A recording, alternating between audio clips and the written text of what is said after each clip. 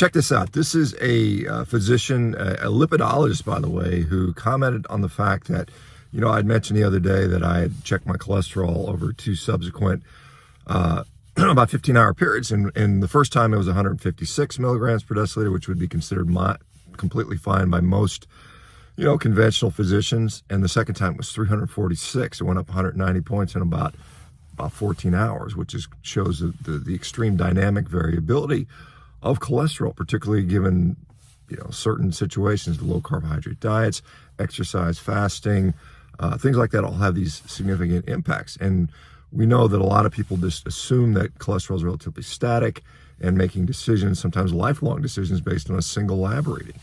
That is how a lot of, medicine has practiced, right? And so faced with that, this lipidologist says something which I think is completely, it shows a complete lack of insight into human biology, human history, human evolution.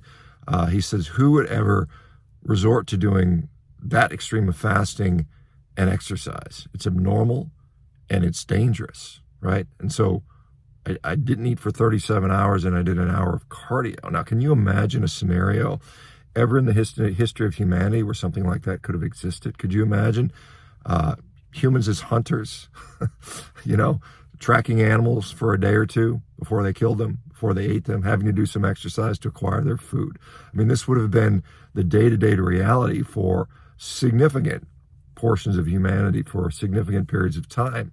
Even in recent, thousands of years, that would have not been unusual. And then certainly if you go back into an evolutionary model where hunter-gatherers were known to exist. I mean, this is completely consistent with normal human physiology.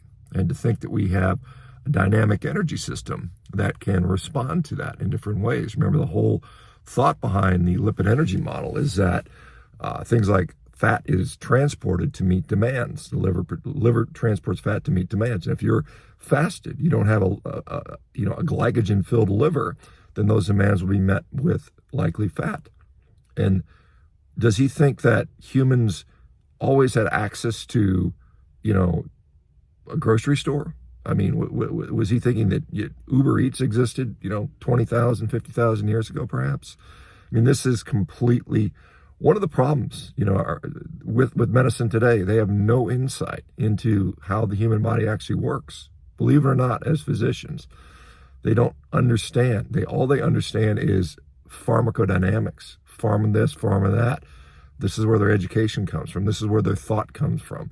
They've lost the ability to think critically about these things. They have no curiosity. The only curiosity they have is, what's the next drug going to do?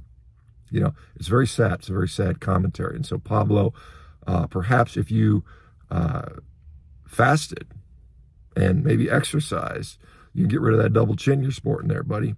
So anyway, think about this. Think about the absurdity of that comment to say that it's dangerous.